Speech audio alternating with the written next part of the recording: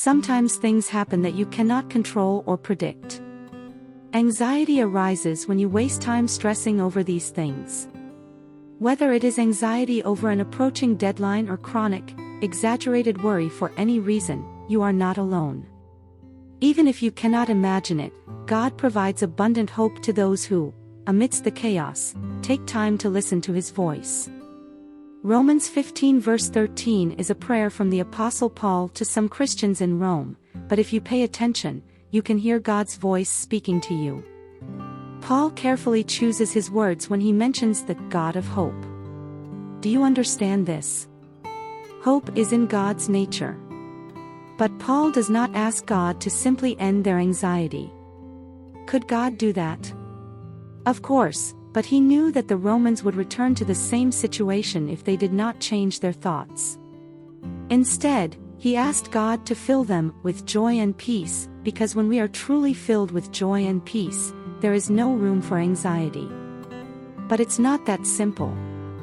God could connect the Romans to His infinite source of joy and peace, fill their spiritual tanks, and leave absolutely no room for anxiety to hide.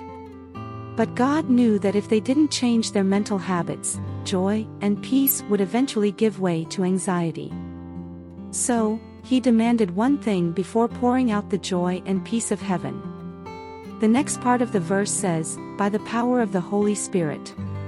See? Faith is the secret that brings abundant peace and joy, crushing all anxiety. Do you have faith in God?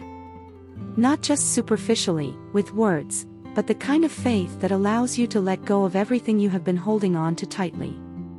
Is faith a magic wand? No. There is no magic wand that can instantly remove all traces of deeply rooted anxiety. But God is faithful. And trusting Him will bring healing to your spirit and mind. He can be the rock on which you stand when facing the claws of anxiety that grip you. God is worthy of the deepest trust. When you trust in Him, He fills you with so much joy and peace that you literally overflow with hope. You may have no idea what this feels like, and it may be very difficult to trust God. But the essence of faith is taking a step and taking a risk when you don't know what will happen next. Can you find the courage to let go of what you have been holding on to and trust in God today?